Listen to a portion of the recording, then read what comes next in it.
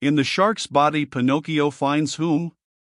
Read this chapter, my children, and you will know. Pinocchio, as soon as he had said goodbye to his good friend, the tunny, tottered away in the darkness and began to walk as well as he could toward the faint light which glowed in the distance.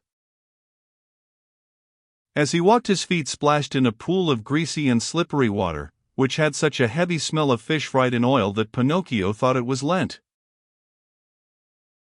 The farther on he went, the brighter and clearer grew the tiny light.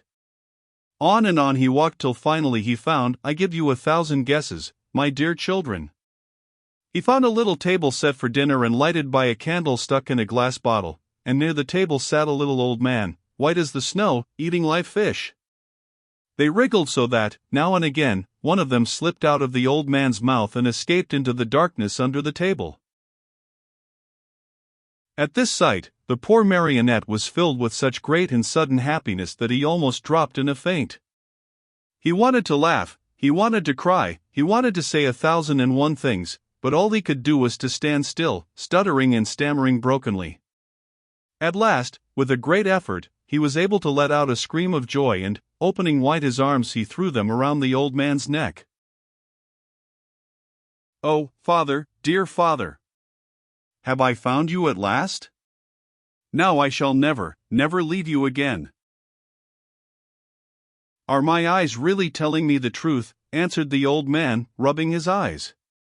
"Are you really my own dear Pinocchio?" "Yes, yes, yes. It is I. Look at me. And you have forgiven me, haven't you? Oh, my dear father, how good you are. And to think that but if you only knew how many misfortunes have fallen on my head and how many troubles I have had. Just think that on the day you sold your old coat to buy me my ABC book so that I could go to school, I ran away to the marionette theater and the proprietor caught me and wanted to burn me to cook his roast lamb. He was the one who gave me the 5 gold pieces for you, but I met the fox and the cat, who took me to the Inn of the Red Lobster. There they ate like wolves and I left the inn alone and I met the assassins in the wood. I ran and they ran after me, always after me, till they hanged me to the branch of a giant oak tree.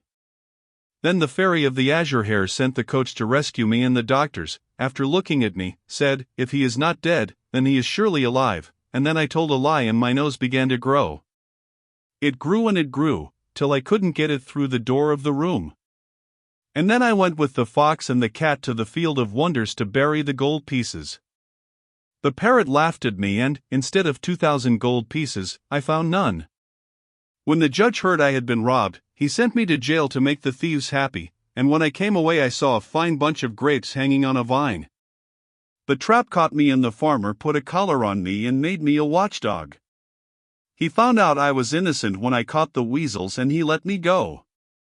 The serpent with the tail that smoked started to laugh and a vein in his chest broke, and so I went back to the fairy's house. She was dead, and the pigeon, seeing me crying, said to me, I have seen your father building a boat to look for you in America, and I said to him, oh, if I only had wings, and he said to me, do you want to go to your father? And I said, perhaps, but how? And he said, get on my back. I'll take you there. We flew all night long, and next morning the fishermen were looking toward the sea, crying, there is a poor little man drowning, and I knew it was you, because my heart told me so and I waved to you from the shore. I knew you also, put in Geppetto, and I wanted to go to you, but how could I? The sea was rough and the whitecaps overturned the boat. Then a terrible shark came up out of the sea and, as soon as he saw me in the water, swam quickly toward me, put out his tongue, and swallowed me as easily as if I had been a chocolate peppermint. And how long have you been shut away in here? From that day to this, 2 long weary years, 2 years, my Pinocchio, which have been like 2 centuries. And how have you lived? Where did you find the candle? And the matches with which to light it, where did you get them? You must know that, in the storm which swamped my boat, a large ship also suffered the same fate. The sailors were all saved, but the ship went right to the bottom of the sea, and the same terrible shark that swallowed me, swallowed most of it. What? swallowed a ship?" asked Pinocchio in astonishment. At one gulp. The only thing he spat out was the mainmast, for it stuck in his teeth. To my own good luck, that ship was loaded with meat, preserved foods, crackers, bread, bottles of wine, raisins, cheese, coffee, sugar, wax candles, and boxes of matches. With all these blessings, I have been able to live happily on for 2 whole years, but now I am at the very last crumbs. Today there is nothing left in the cupboard, and this candle you see here is the last one I have. And then? And then, my dear, we'll find ourselves in darkness. Then, my dear father, said Pinocchio, there is no time to lose. We must try to escape. Escape? How? We can run out of the shark's mouth and dive into the sea. You speak well, but I cannot swim, my dear Pinocchio. Why should that matter? You can climb on my shoulders and I, who am a fine swimmer, will carry you safely to the shore. Dreams, my boy, answered Geppetto, shaking his head and smiling sadly. Do you think it possible for a marionette, a yard high, to have the strength to carry me on his shoulders and swim? Try it and see. And in any case, if it is written that we must die, we shall at least die together. Not adding another word, Pinocchio took the candle in his hand and going ahead to light the way, he said to his father, "Follow me and have no fear." They walked a long distance through the stomach and the whole body of the shark. When they reached the throat of the monster, they stopped for a while to wait for the right moment in which to make their escape. I want you to know that the shark, being very old and suffering from asthma and heart trouble, was obliged to sleep with his mouth open. Because of this, Pinocchio was able to catch a glimpse of the sky filled with stars, as he looked up through the open jaws of his new home.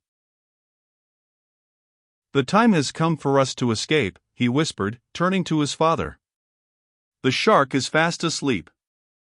The sea is calm and the night is as bright as day. Follow me closely, dear father, and we shall soon be saved. No sooner said than done. They climbed up the throat of the monster till they came to that immense open mouth. There they had to walk on tiptoes, for if they tickled the shark's long tongue he might awaken, and where would they be then? The tongue was so wide and so long that it looked like a country road.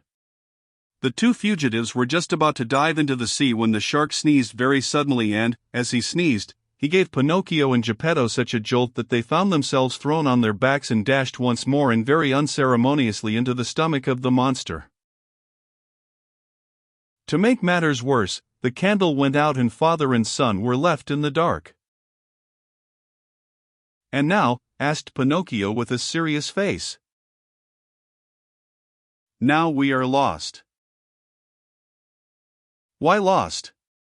Give me your hand, dear father, and be careful not to slip. Where will you take me? We must try again. Come with me and don't be afraid. With these words Pinocchio took his father by the hand and, always walking on tiptoes, they climbed up the monster's throat for a second time. They then crossed the whole tongue and jumped over 3 rows of teeth. But before they took the last great leap, the marionette said to his father, "Climb on my back and hold on tightly to my neck. I'll take care of everything else." As soon as Geppetto was comfortably seated on his shoulders, Pinocchio, very sure of what he was doing, dived into the water and started to swim. The sea was like oil, the moon shone in all splendor, and the shark continued to sleep so soundly that not even a cannon shot would have awakened him.